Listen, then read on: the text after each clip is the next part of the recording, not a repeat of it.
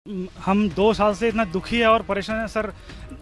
आर्थिक रूप से भी इतना कमजोर हो गए, यहाँ तक आने के लिए मुझे अपने पड़ोसी से किराए तक उधार लाना पड़ा। सर हम लोग चयनित होके भी आज बिल्कुल ऐसा लग रहा है कि क्राइम कर रखा हमने। समाज में कहीं जाते हैं तो मतलब आपकी नियुक्ति कब हो रही है, कब जा रहे हो, तरह तरह की बातें सुननी पड़ती है। अब सिर्फ हमें ही नहीं बल्कि प्रदेश के जितने भी पढ़ने वाले बच्चे हैं लगभग सभी का शिक्षा से विश्वास उठता जा रहा है। उसका रीज़न ये है क्योंकि आप देख ही रहे हैं, पहली बात तो भर्ती आती नहीं है और अगर भर्ती आती है तो कई कई साल तक लटकती रहती है। UKSSC मामला लगातार बढ़ता जा रहा है, जहां कांग्रेस और भाजपा एक दूसरे पर आरोप लगा रहे हैं। विधानसभा भर्ती घोटाला भी सामने आया है और लगभग इसके बाद हर विभाग में कहीं ना कहीं भर्ती घोटाला सामने आ रहा है। वहीं आज हम मौजूद हैं परेड ग्राउंड में, जहां पर शिक्षक दिवस पर LT के चयनित अभ्यर्थी जो सहायक अध्यापक के लिए जिन्होंने अप्लाई किया था, पिछले साल की ये भर्ती है और उनका अभी तक अपॉइंटमेंट नहीं हुआ है।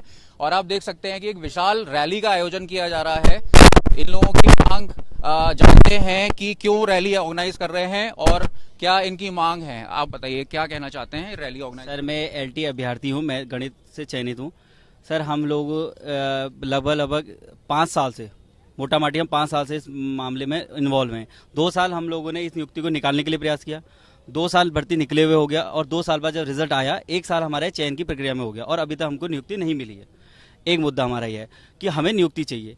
अब सर नियुक्ति में प्रॉब्लम यह आ रही है कि हम जब सरकार के पास जाते हैं तो वो हमारे सामने आयोग को सामने खड़ा कर देता है और आयोग नए नए बहाने बनाता है। कभी कोई समस्या बताता है, कभी कोई समस्या बताता है। और क्या क्या समस्या बताया? जैसे सुनने में आया कि प्रोग्रामर की समस्या बताता है। और क्या समस्या? और भी सर विभिन्न प्रकार की समस्या, अभी एट द स्पॉट तो मुझे याद नहीं आ रही, बट बहुत सारी समस्याएं बताते रहता है। तो इसका मतलब ये है कि सर शासन जो है वो प्रशासन को हमारे सामने खड़ा कर देता है, तो हम तो पहुंच ही नहीं पा रहे शासन तक।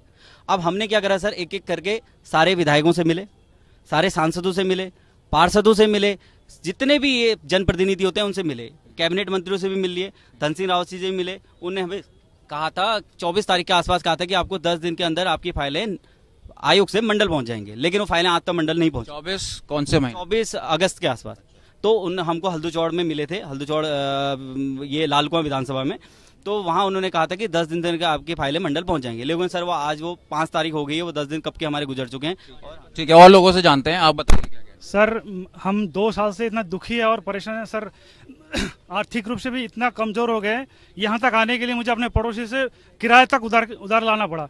सर मैं ये कहना चाहता हूँ कि UP में और उत्तराखंड में 8 अगस्त 2020 को एक ही दिन पेपर हुआ था। वहाँ पे श्री योगी आदित्यनाथ के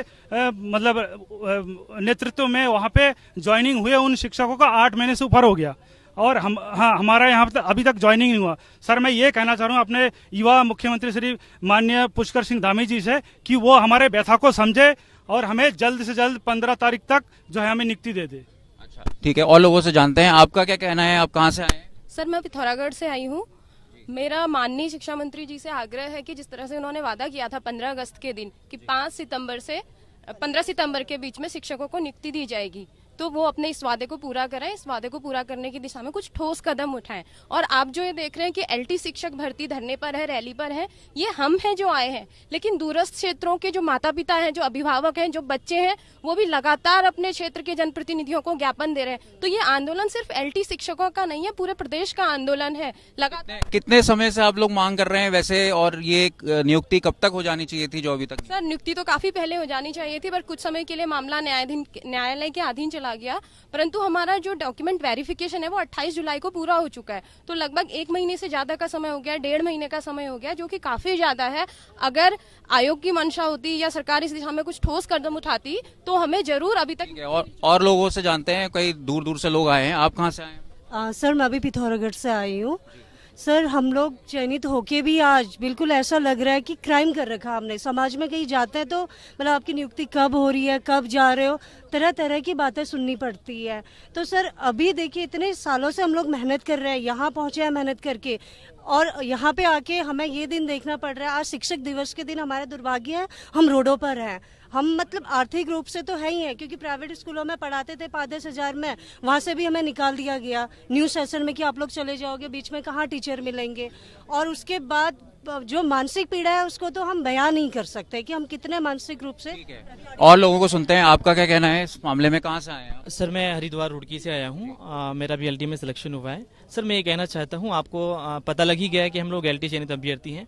अब सिर्फ हमें ही नहीं बल्कि प्रदेश के जितने भी पढ़ने वाले बच्चे हैं, लगभग सभी का शिक्षा से विश्वास उठता जा रहा है। उसका रीज़न ये है क्योंकि आप देख ही रहे हैं, पहली बात तो भर्ती आती नहीं है, और अगर भर्ती आती है तो कई कई साल तक लटकती रहती है, और अगर फिर उसके बाद नियुक्ति का नंबर आता है तो फिर सरकार और जो आयोग है वो बहाने बनाता रहता है। क्या मांग कर रहे हैं आप? सर हम नियुक्ति की मांग कर रहे हैं। मैं आपको एक पॉइंट रखूंगा। मैं खुद एक टीचर हूँ, कोचिंग कराता हूँ 10th-12th के गरीब बच्चों को, निःशुल्क कराता हूँ।